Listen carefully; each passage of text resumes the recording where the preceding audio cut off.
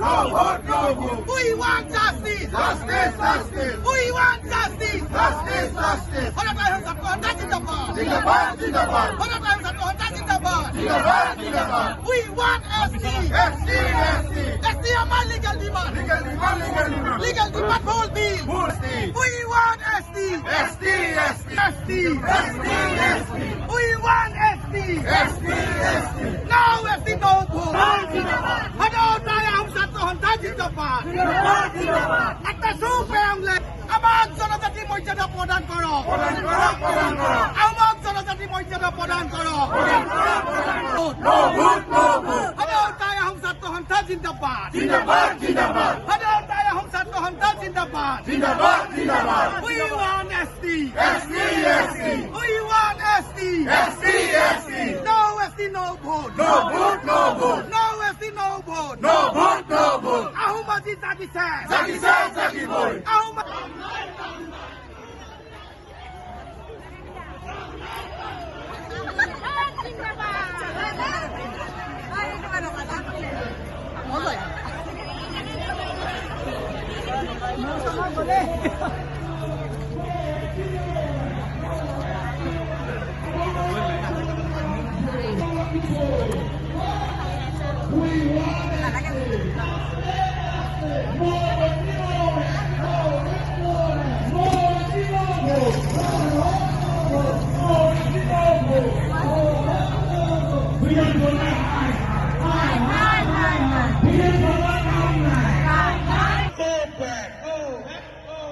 আমার জনজাতি বাংলা জিতবই। আমার জনজাতি Bangla জিতবই। We want ST.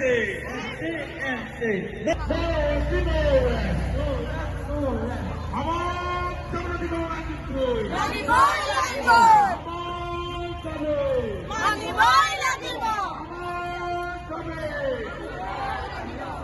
Honorable Sabto.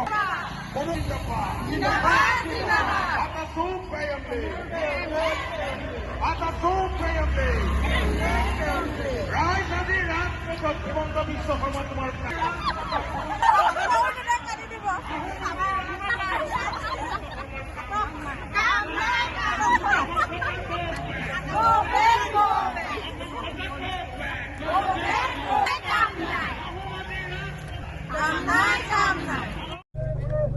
হয় আজি সদৌ টাইহোম ছাত্ৰ সন্থাৰ উদ্যোগত শিৱসাগৰ জিলা সমিতিৰ সহযোগত আজি টাইহোম জনগোষ্ঠীক জনজাতি মৰ্যাদা প্ৰদানৰ দাবীত আৰু স্বায়ত্ব শাসন প্ৰদানৰ দাবীত আজি বিশাল জোৰ সমদলৰ আমি আয়োজন কৰিছোঁ আৰু স্বতঃস্ফূৰ্তভাৱে আচলতে প্ৰত্যেকজন আহোম জনগোষ্ঠীয় ৰাইজ আজি ৰাজপথলৈ ওলাই আহিছে।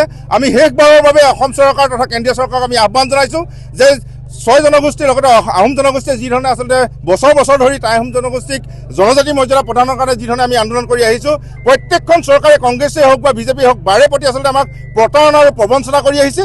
এইবাৰ কিন্তু আৰু তেনেধৰণৰ প্ৰতাৰণা প্ৰবঞ্চনা নচলিব।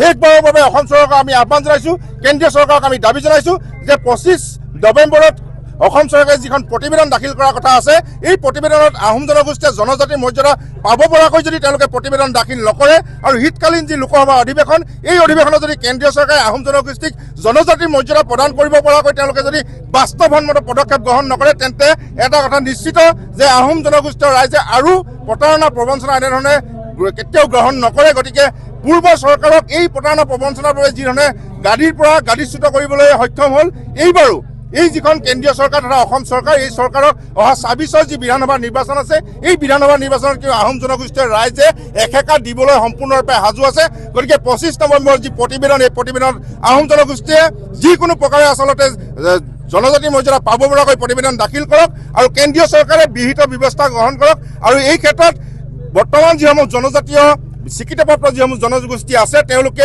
বাৰম্বাৰ ইয়াৰ বিৰোধিতা কৰি আছে আৰু ট্ৰাইবেল সংঘকে ধৰি যি জনজাতীয় ঐক্য মঞ্চ আছে, তেওঁলোকে কেৱল মাত্ৰ আহোম জনগোষ্ঠীক তেওঁলোকে টাৰ্গেট কৰি লৈছে।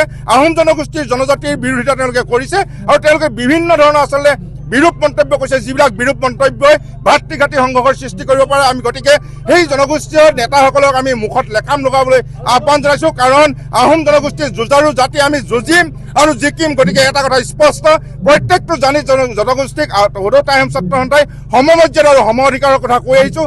বৰ্তমানৰ জনজাতীয়সকলৰ কোনো হানি বিঘিনি নোহোৱাকৈ আমাক জনজাতি প্ৰদানৰ কথা কৈ আহিছোঁ। গতিকে এনেধৰণৰ বিভিন্ন বিৰূপ মন্তব্যৰে ভাতৃঘাতী সংঘৰ্ষৰ সৃষ্টি নকৰিবলৈ আমি আহ্বান জনাইছোঁ। আৰু এই দাবীৰ ক্ষেত্ৰত আমি যেতিয়াই আন্দোলন কৰোঁ, বিভিন্ন ধৰণৰ আচলতে স্ববিৰোধী কিছুমান নেতা পালি নেতাক আমি ইয়াৰ বিৰোধী স্থিতি গ্ৰহণ কৰা দেখিছোঁ। আহোম জনগোষ্ঠীৰ বিশেষকৈ যিসকল জনপ্ৰতিনিধি আছে, এই জনপ্ৰতিনিধি আচলতে সকলে যি ধৰণৰ আচলতে তেওঁলোকে ব্যৱস্থা গ্ৰহণ কৰিব লাগিছে, যি ধৰণে তেওঁলোকে মাত মাতিব লাগিছে জনগোষ্ঠীটোৰ কাৰণে, তেনেধৰণৰ আচলতে কোনো মন্তব্য তেওঁলোকে আজি তাৰিখলৈকে কৰা নেদেখিলোঁ। আমাৰ জীয়ৰী বোৱাৰীয়ে জনজাতি বিচাৰি ছ'চিয়েল মিডিয়াত যদি কিবা এটা কমেণ্ট কৰে, তেওঁলোকক ধৰ্ষণ কৰা আচলতে তেওঁলোকে আহ্বান জনাই নিজৰ জনগোষ্ঠীয় ব্যক্তিসকলক। গতিকে এনেধৰণৰ বিৰূপ মন্তব্যৰ পৰা যাতে সকলো আঁতৰি থাকে আৰু এইবাৰ আহোম জনগোষ্ঠীক যিকোনো প্ৰকাৰে যাতে জনজাতিৰ মৰ্যাদা প্ৰদান কৰে আৰু পূৰ্ণ স্বায়ত্ব শাসন যাতে প্ৰদান কৰে, আমি তাৰ দাবী জনাইছোঁ।